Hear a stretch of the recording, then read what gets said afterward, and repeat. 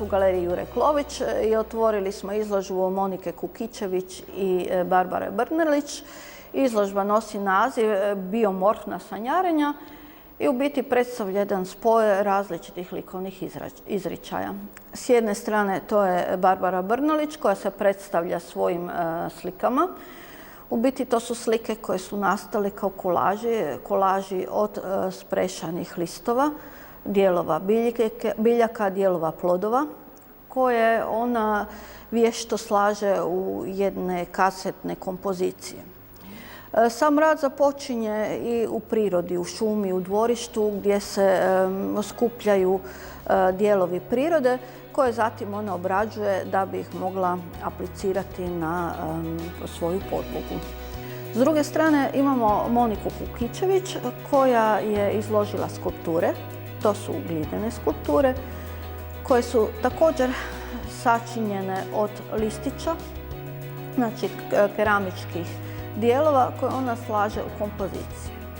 Te su kompozicije također podržavaju prirodu, te se mogu smatrati kao organizmi koji su zaustavljeni u pokretu i kojima ta struktura stvara jednu nadogradnju i predstavlja jednu formu koja je vrlo živa, bogatih tekstura, a u koloritu ostavlja bijelu glinu koju tu i tamo nadograđuje sa sivom, crnom, dajući tako taj jedan akcent svoga rukopisa.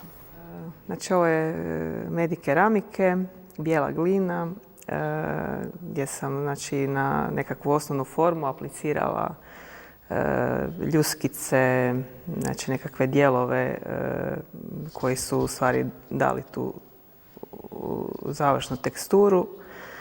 Znači forme su organske, nepravilne, imaju nekakav ritam i nekakve naglaske sam još u stvari pojačala znači, sa tim crnim i sivim engobama. Neki dijelovi su glazirani, neki su ostali ovako bez glazure, onako mat, znači nekakve teksture.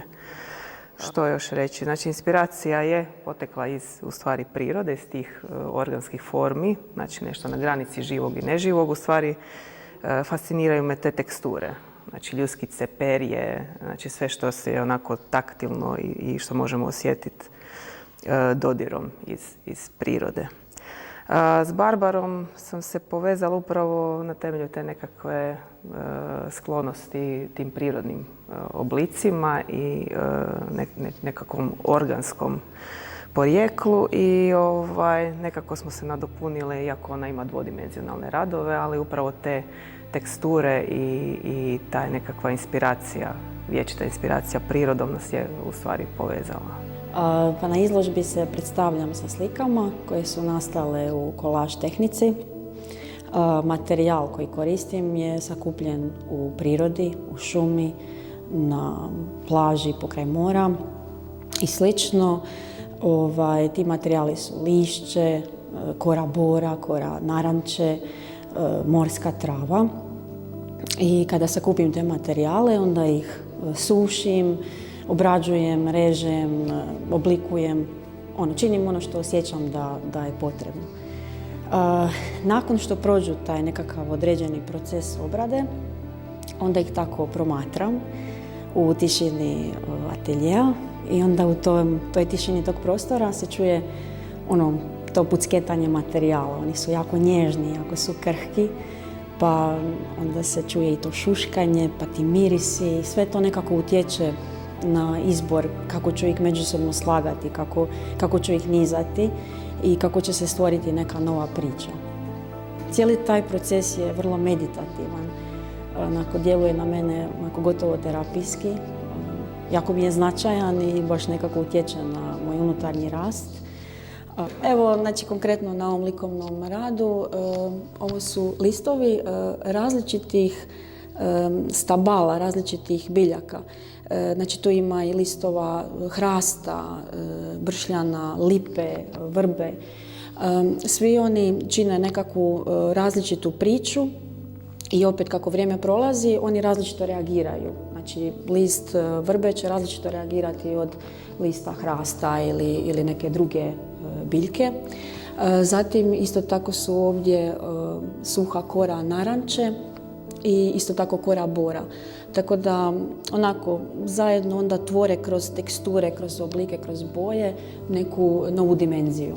Evo, tako da, to je nešto što možemo ovdje vidjeti. Na nekim radovima me pak vuče da koristim i akrilne boje, i tako da onda i slikam i unosim neku novu priču. A isto tako ponekad me odnese u područje šivanja, pa koristim konac i iglu i žuticu i tako nekako povezujem ono što mi intuitivno nekako se pojavi kao potreba. Neka poruka tih radova je prolaznost, jer vrijeme utječe na njih. Tako se boje i teksture mijenjaju kroz vrijeme, tako da kao ljudski život. Kako se mi kroz vrijeme isto tako iz dana u dan mijenja šta naša vanjština, šta naše unutrašnje stanje. Tako da je neka poruka tih radova osvijestiti povezanost čovjeka i prirode. Koliko smo jedno, nismo odvojeni jedno od drugog.